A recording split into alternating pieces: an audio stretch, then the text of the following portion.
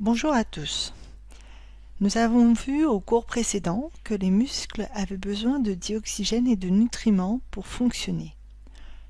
Aujourd'hui, nous allons commencer à comprendre comment le système cardiaque et respiratoire fonctionne lors d'un effort musculaire. Et nous allons commencer par le système respiratoire en observant qu'est-ce qui se passe au moment de l'effort physique pour notre système respiratoire. Je vous demande donc d'écrire dans votre cahier le titre du grand 2, du grand A, ainsi que la phrase d'introduction écrite en noir. Lors d'une activité physique, les besoins en dioxygène du muscle augmentent, ce qui veut dire que le muscle a besoin de davantage de dioxygène que d'ordinaire. C'est le sang qui irrigue le muscle qui doit donc être davantage approvisionné en dioxygène. Grâce à l'activité numéro 3, nous allons comprendre comment ce sang peut contenir davantage de dioxygène. Après avoir écrit ce qui apparaît à l'écran, vous devez coller la fiche d'activité numéro 3. Sur cette fiche est inscrite la question « Comment l'activité respiratoire peut-elle satisfaire les besoins des organes lors d'un effort physique ?» Nous allons donc nous intéresser au système respiratoire pendant l'effort. Lors d'une activité physique, les besoins en dioxygène augmentent. Et pour répondre à cette problématique, nous allons prendre l'exemple de Jean, un élève de 5e, qui a mesuré l'évolution de sa fréquence respiratoire lorsqu'il était au repos, au cours d'un effort, puis pendant une phase de récupération après l'effort physique. Il a réalisé ces mesures toutes les 2 minutes, puis a rassemblé ces mesures dans le tableau que vous observez sur la feuille de l'activité. Vous avez, vous aussi, lors du cross, réalisé les mêmes mesures. Vous avez, après chaque effort, calculé votre fréquence respiratoire. Cette fréquence respiratoire représente le nombre de mouvements de respiration par minute, c'est-à-dire une inspiration et une expiration. Sur le tableau, on constate qu'au repos, la fréquence respiratoire est toujours la même, c'est-à-dire 20 mouvements par minute en moyenne. Par contre, lors d'un effort, on observe que cette fréquence respiratoire change. Pendant la phase de récupération aussi. Pour répondre à cette problématique, je vous demande de construire un graphique représentant la fréquence respiratoire en fonction du temps.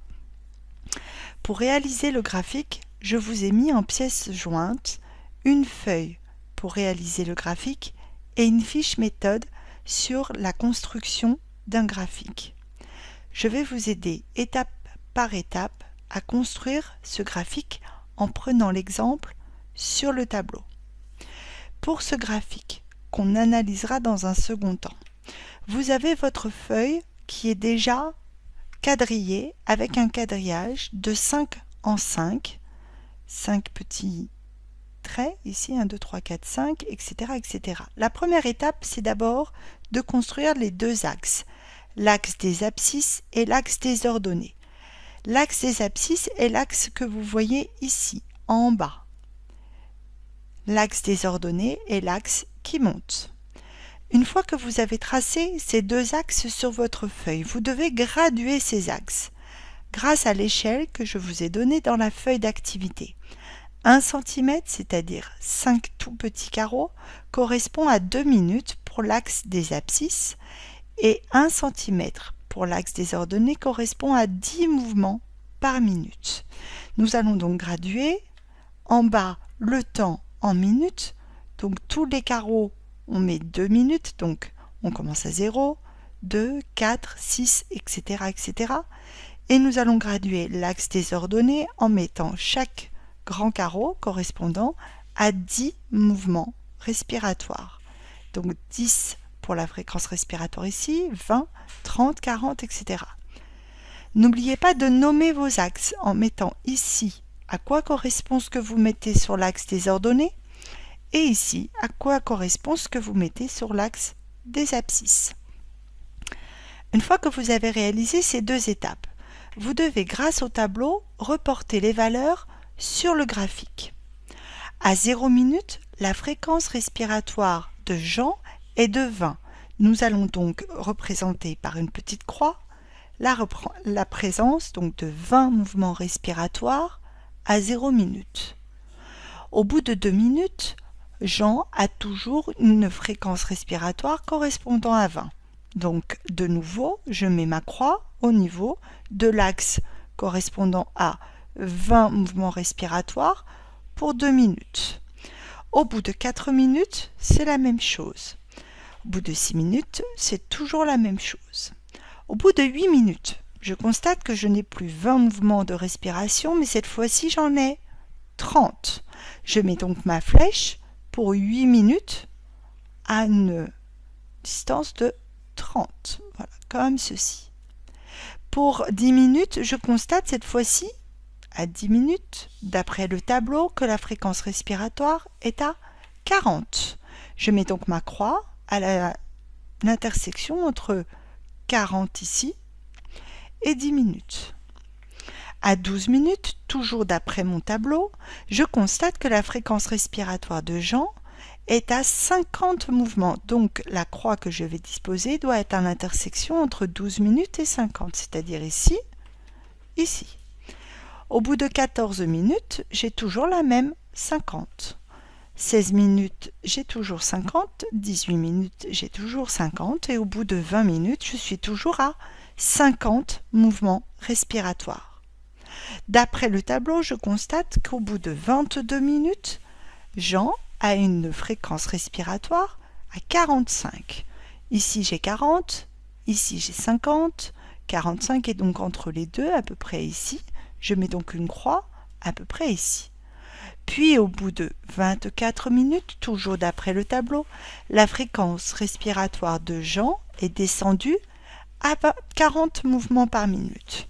Et enfin, au bout de 26 minutes, la fréquence respiratoire de Jean est descendue à 25 mouvements par minute. Une fois que j'ai réalisé tous mes points, il ne me reste plus qu'à les assembler les uns aux autres. Voilà, j'ai obtenu une courbe représentant l'évolution de la fréquence respiratoire en fonction du temps. Je peux donc indiquer le titre en haut, à droite, par exemple, ou en bas, comme vous voulez. Je peux aussi représenter sur ce graphique de l'évolution de la fréquence respiratoire en fonction du temps les différentes étapes par lesquelles Jean est passé. La première étape est la phase de repos, entre 0 et 4 minutes. Puis au bout de 4 minutes, Jean va commencer à réaliser un effort physique, et ce jusqu'à 18 minutes. Puis à partir de 18 minutes, il est dans une dernière phase qui est la phase de récupération. Voilà comment on peut représenter les différentes phases. Donc nous avons ici le repos, l'effort et la récupération. Nous observons bien que la courbe n'agit pas de la même façon en fonction de si nous sommes au repos, si nous sommes en train de réaliser un effort ou si nous sommes dans la phase de récupération. Analysons ensemble ce graphique. Dans la première étape, pour analyser un graphique, nous devons d'abord présenter ce graphique. On doit écrire dans le cahier la phrase écrite en vert. Ce graphique présente l'évolution de la fréquence respiratoire en fonction du temps, au repos, pendant un effort et en phase de récupération. Après avoir présenté le graphique, nous devons le décrire, c'est-à-dire expliquer ce que l'on voit sur ce graphique. On voit que ce graphique comporte 4 parties. Avant l'effort, la fréquence respiratoire est stable, à 20 mouvements respiratoires par minute.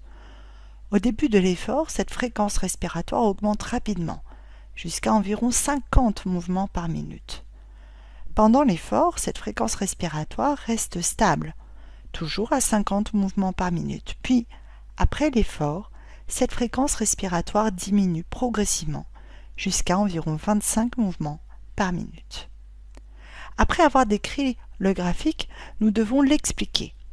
On déduit de ce graphique que lors d'un effort physique, la fréquence respiratoire augmente rapidement, puis se stabilise, et lorsque l'effort s'arrête, cette fréquence diminue progressivement pour retrouver un rythme de repos. On peut conclure par une phrase: le corps augmente la fréquence de ses mouvements respiratoires pour répondre aux besoins des muscles lors d'un effort. C'est en respirant davantage, de manière plus rapide, que le corps permet d'apporter aux muscles davantage de dioxygène. Après avoir réalisé le graphique sur la fiche annexe et avoir recopié dans votre cahier la correction des questions, vous devez écrire le bilan et l'apprendre. Ce bilan est celui qui apparaît sous vos yeux. Lors d'un effort physique, la fréquence respiratoire et donc la quantité de dioxygène prélevée augmente. Ce dioxygène est ensuite transporté par le sang jusqu'aux muscles en activité. Plus l'effort physique est intense, et plus la quantité de dioxygène prélevée est augmentée, jusqu'à atteindre une certaine limite qu'on appelle la consommation maximale de dioxygène. Si vous avez des questions, n'hésitez pas à me contacter via la messagerie de Pronote.